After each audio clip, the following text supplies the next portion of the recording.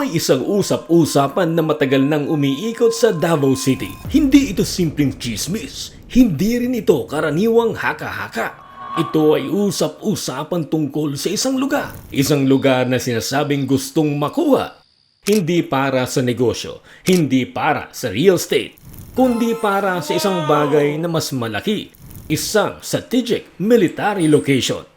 Sa ilalim ng kasunduang militar ng Pilipinas at ng United States na kilala bilang EDCA, pinapayagan ang paggamit ng ilang pasilidad ng militar ng Pilipinas para sa operasyon ng magkasanib na puwersa. Sa larangan ng geopolitics, ang mga ganitong kasunduan ay nakatuon sa mga lugar na may strategic value, mga lugar na malapit sa paliparan.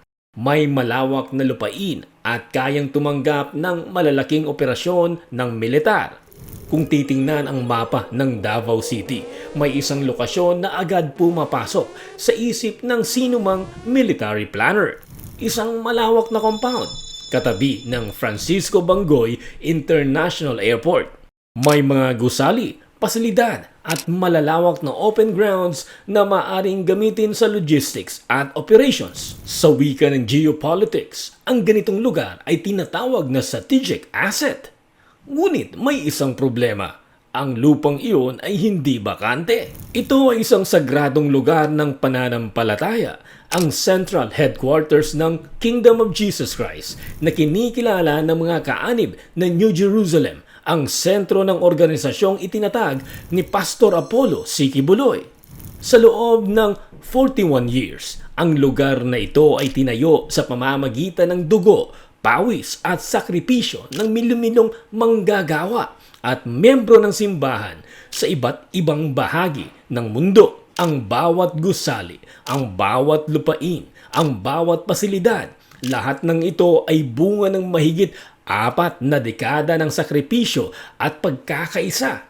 Ngunit sa mga nakaraang taon, sunod-sunod ang mga pangyayaring naglagay sa organisasyong ito sa gitna ng pambansang usapin. Binuhay ang mga kasong dati nang ibinasura, isinara ang Sunshine Media Network International, sinuspende ang mga social media accounts, nagkaroon ng malawakang operasyon sa religious compound na sinasabing lumabag sa religious rights ng grupo. At ngayon, may freeze order laban sa mga ari-arian ng organisasyon sa pamamagitan ng aksyon ng Anti-Money Laundering Council. Pastor Quiboloy is not yet proven guilty. Then why freeze or seize his assets?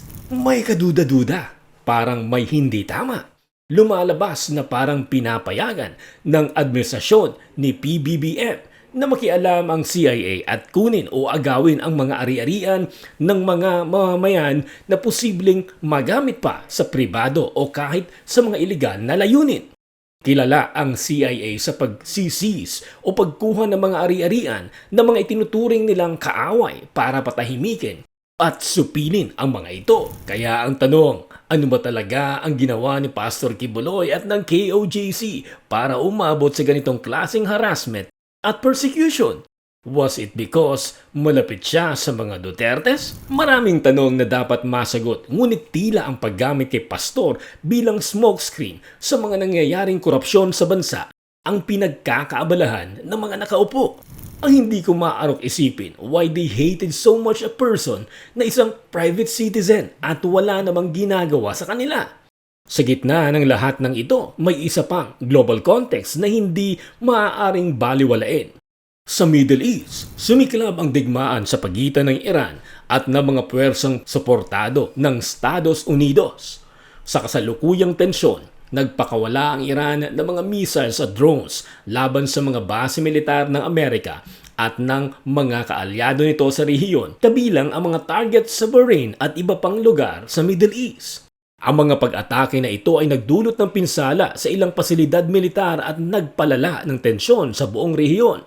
Sa ganitong sitwasyon, nagiging mas mahalaga para sa mga world powers ang pagpapalakas ng kanilang strategic military locations sa iba't ibang bahagi ng mundo. At dito muling bumabalik ang usap-usapan sa Davao City. Kung may isang lugar na may malawak na lupain, malapit sa international airport, at may mga pasilidad na maaaring i-convert sa military operations, Marami ang nagsasabing iisa lamang ang lugar na papasok sa isip ng sino mang strategist. Isang compound na kilala bilang New Jerusalem. At habang umiinit ang mga usapin tungkol sa korupsyon, anomalya at mga alegasyon laban sa ilang opisyal at personalidad sa gobyerno at sa media, may isa pang obserbasyon ang ilang tagamasid. Kapag may lumalabas na kontrobersya laban sa mga nasa pangyarihan, biglang lumilitaw muli sa balita ang pangalan ni Pastor Kibuloy. Hindi ba kaduda-duda na? Para sa ilan, ito ay tila nagiging smokescreen, isang issue na mabilis nagpapalit ng direksyon ng pambansang usapan. Kung ito man ay pagkakataon lamang o bahagi ng mas malawak na politika, isang bagay ang malinaw. Sa gitna ng lahat ng ito ay may isang lugar sa Davao City. Isang lupain na itinayo sa loob ng 41 years ng dugo, pawis at sakripisyo ng milyon-milyong manggagawa at miyembro. Isang lupain na napaka-strategic ang lokasyon. Isang lupain na ngayon ay nasa gitna ng mga tanong na patuloy na bumabagabag sa publiko.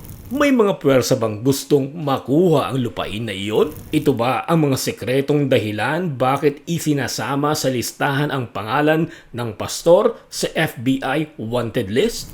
Mga kababayan, all this while they have their grand conspiracy of things. So mananahimik pa rin ba tayo? Lantara na tayong ng gobyerno ng harap-harapan habang nilulustay nila ang pera ng taong bayan ng walang hapas. So tayo, okay pa rin? Walang alma? Hindi na panahon ngayon para manahimik.